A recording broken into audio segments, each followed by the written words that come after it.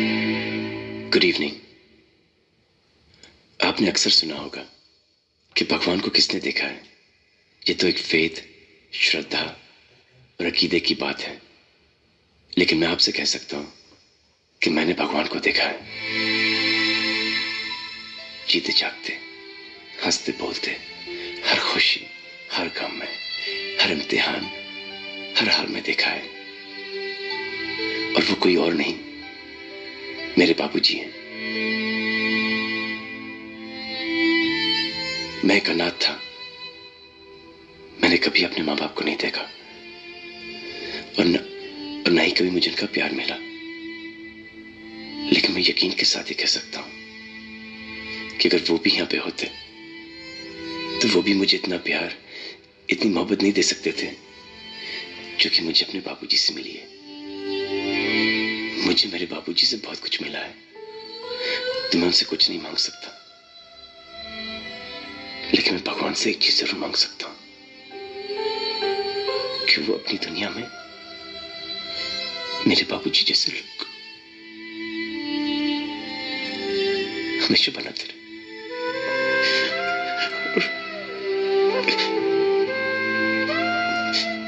बस मैं इससे ज्यादा कुछ नहीं कह पाऊंगा। बाबूजी आइए ना।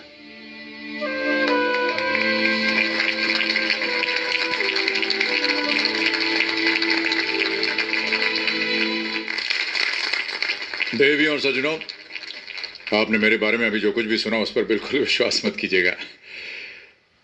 आलोक मेरी तारीफ इसलिए करता है क्योंकि वो मुझसे बहुत प्यार करता है, और वो प्यार इसलिए नहीं करता क्योंकि मैं बहुत एक अच्छा इंसान हूं या मुझ में कई गुण हैं। वो प्यार इसलिए करता है क्योंकि वो खुद एक अच्छा इंसान है।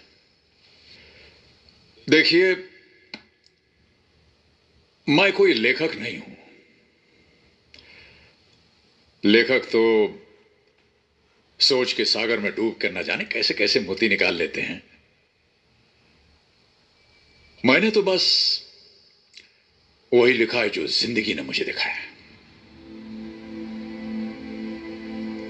बागबान मेरे बारे में या किसी एक इंसान के बारे में नहीं है। यह किताब है बीते हुए कल और आने वाले कल के बीच फैले हुए सन्नाटे के बारे में। यह किताब है एक पीढ़ी और दूसरी पीढ़ी के दरमियान टूटे हुए हर पुल के बारे में। यह किताब है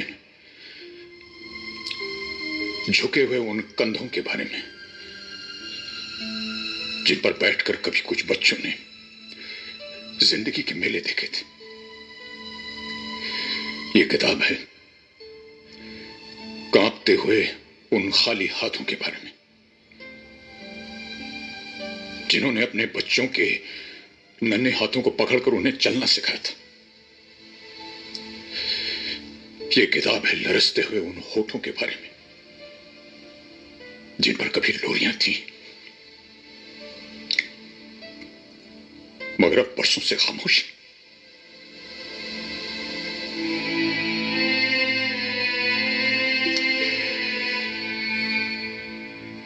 जमाना बदल गया है, जिंदगी बदल गई है। हमारी उम्र के लोग याद करें कैसे बेकार के रिश्तों और बंधनों में उलझे रहते थे हम लोग। बाप के चेहरे में ईश्वर देखते थे, मां के चरणों में स्वर्ग दिखाई देता था।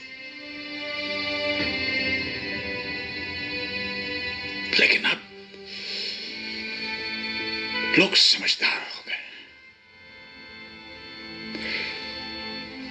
आज की पीढ़ी बड़ी होशियार और प्रैक्टिकल हो गई है। उनके लिए हर रिश्ता एक सीढ़ी की तरह है जिस पर पांव रख करके वो आगे निकल जाते हैं, और जब उस सीढ़ी का कोई इस्तेमाल नहीं रहता तो उसे घर के टूटे कुर्सी मेज,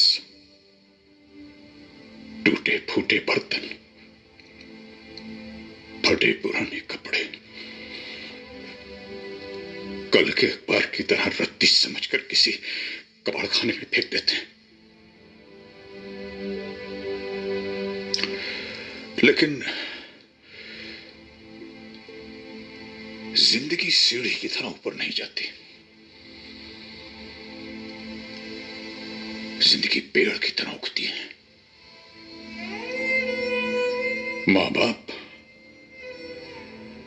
किसी सीढ़ी के पहले पायदान नहीं होते। मां बाप जिंदगी के पेड़ की जड़ है। पेड़ कितना ही बड़ा क्यों ना हो जाए, कितना ही हरा भरा क्यों ना हो जाए, जड़ काटने से वो हरा भरा नहीं रह सकता। इसलिए आज बड़ी विनम्रता और आदर से मैं पूछता हूं,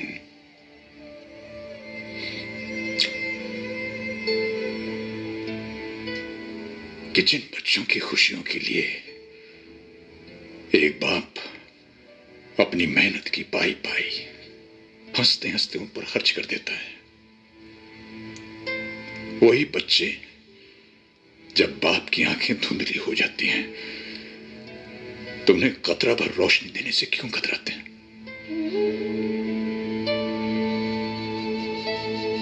एक बाप अगर अपने बेटे की जिंदगी का पहला कदम उठाने में उसकी मदद कर सकता है तो वही बेटा अपने बाप के आखिरी कदम उठाने में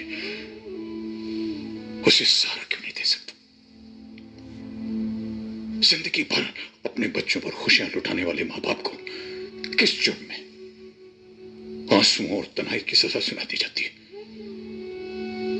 अगर वो हमें प्यार दे नहीं सकते तो उन्हें हमसे हमारा प्यार छीनने का अधिकार किसने दिया?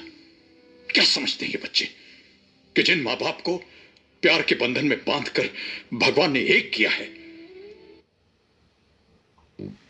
هو ترى مو باختراع بس كلمة. प्यार के बंधन में बांधकर भगवान ने एक किया है, उन्हें वो दो हिस्सों में बांटकर अलग अलग तड़पने के लिए छोड़ सकते हैं? क्या इसी दिन के लिए इंसान औलाद मांगता है? इसी दिन के लिए? औलाद शायद ये भूल रही है कि जो हमारा आज है वो कल उनका होगा। अगर आज हम बूढ़े हैं तो कल वो भी बूढ़े होंगे। जो सवाल आज हम कर रहे हैं वही सवाल कल वो पूछेंगे। और रही मेरी बात तो हमारी चिंता तो आप कीजिएगा मत, क्योंकि अगर हम उन बच्चों को पाल पोस कर बड़ा कर सकते हैं जो न चल सकते हैं, न बोल सकते हैं, न कुछ समझ सकते हैं, तो हम अपने आप को भी पाल सकते हैं। हमें किसी से कोई उम्मीद की जरूरत नहीं है, क्योंकि हम बहुत खुशकिस्मत हैं। हम इसलिए खुशकिस्मत हैं क्योंकि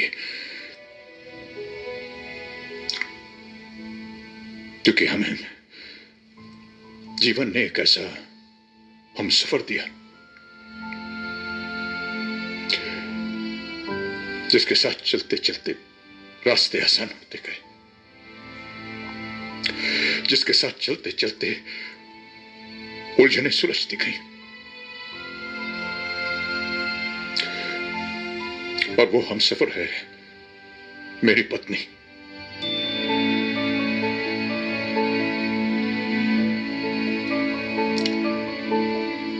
लोग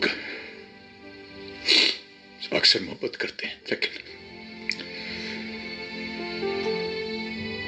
ये बात जितनी बार कहनी चाहिए कहते नहीं। मैं ऐसी कोई गलती नहीं करना चाहूंगा।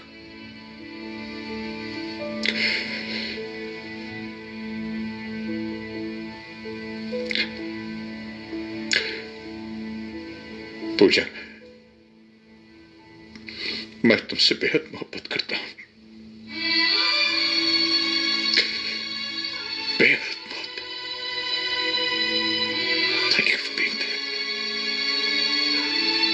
तुम हो तो हम हैं, हम हैं तो सब कुछ है, और ना कुछ नहीं, कुछ भी नहीं।